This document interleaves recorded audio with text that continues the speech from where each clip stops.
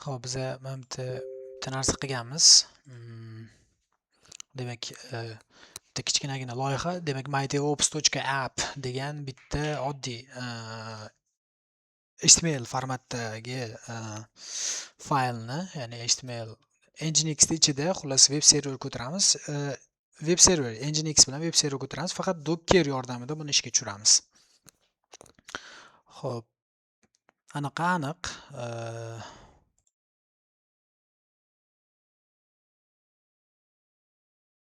Xo'p, demak, mana shu Nginx serverni, ya'ni Nginx servisini biz Docker faylda yozib ko'ramiz.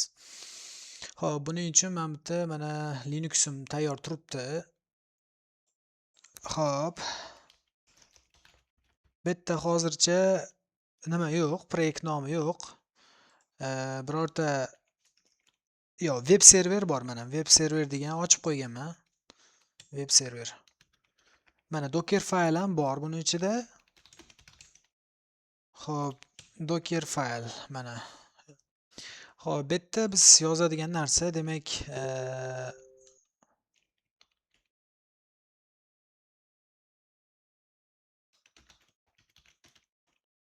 biz mana bitta yozyapmiz.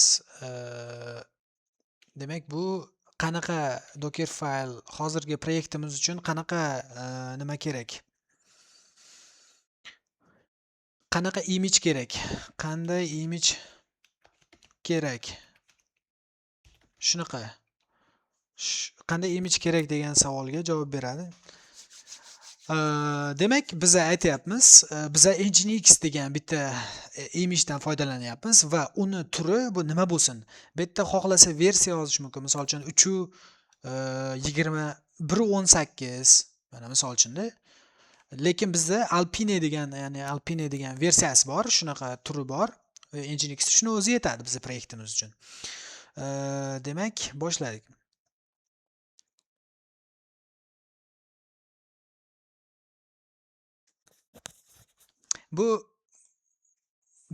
Bu demak versiyasi Nginx Alpine versiyasi bu Linux distributivlarida bor, ko'pida Ubuntuda ham bor.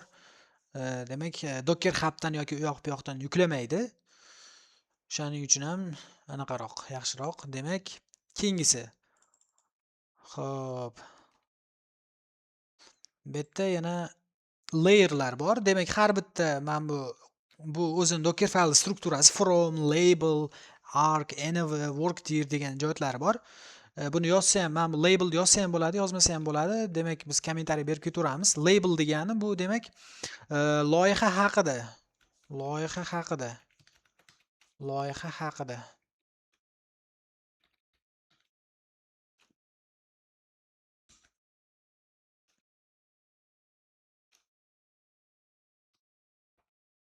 Demak, biz server tekshidik. Просто xohlagan o'sha loyihaga oid nom berib ketishingiz mumkin. Keyingi nom environment, muhit.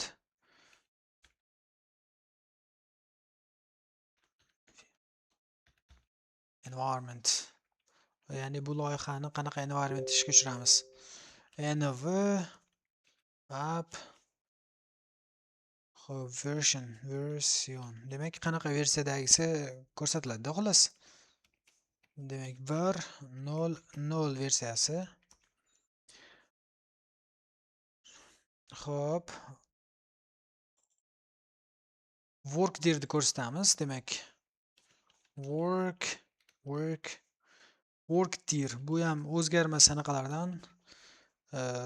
User share Nginx HTML. Xo'p, bizi qanaqadir source kodlarimiz yoki HTML fayllarimiz bor. Uni qayerdandir yuklash kerak. Konteynerning ichiga yuklaydi-ku. Demak, o'shani mana shu yerga ko'rsatib qo'yamiz. Qaysi faylni yuklasin? Demak, index.html degan faylni qayerga yuklasin? Mana shu workdirimizga yuklaydi. Xo'p.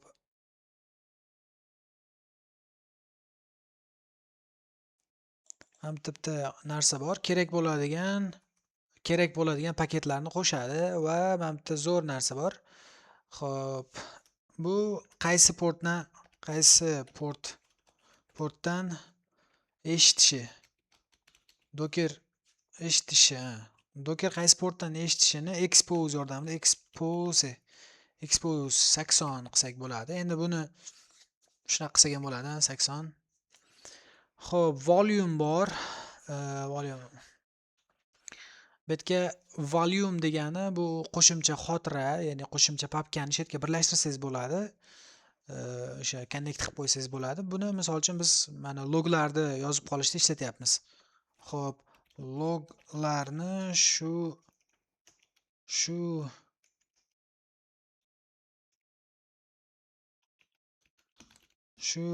direktoriga yozsin. Direktoriyaga yozsin demak. Xo'p.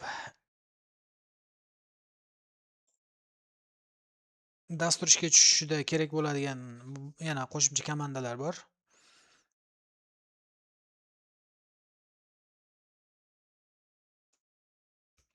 Xo'p, bu yerga cmdga misol uchun qanaqadir RAM siz mana shu docker file konteyner yonganda, image build bo'lganda mana shu komanda ishga tushadi.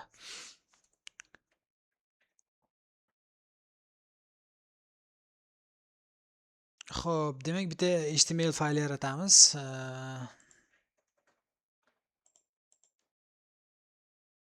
Xo'p, HTML fayl.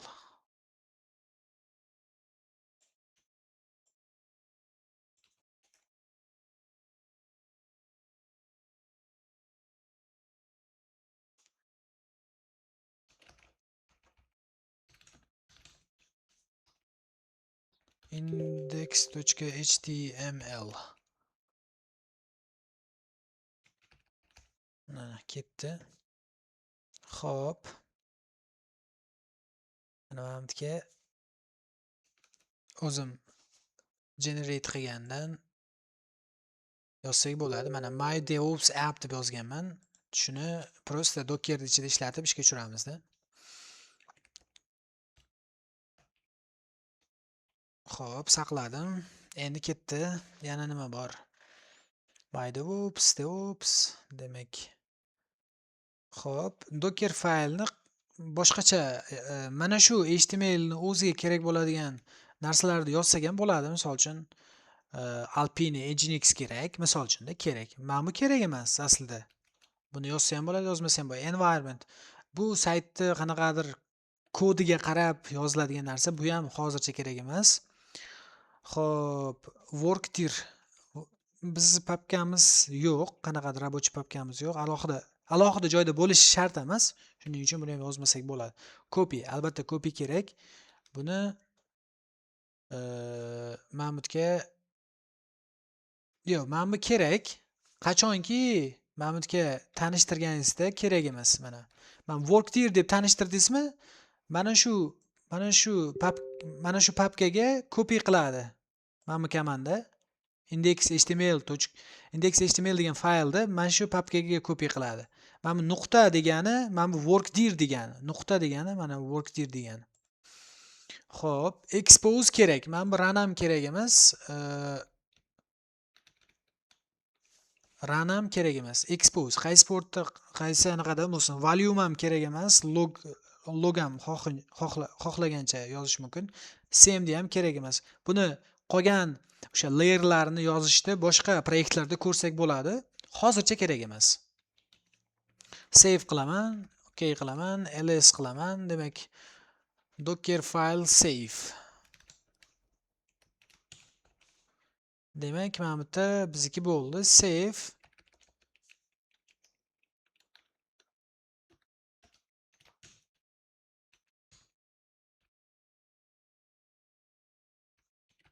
Xo'p, endi ko'ramiz. Mana ikkita nimamiz bor. Xo'p.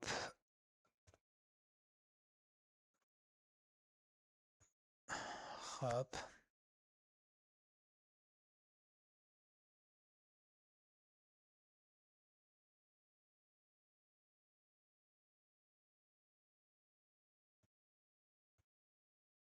Demak, endi bitta build qilamiz. Build qilish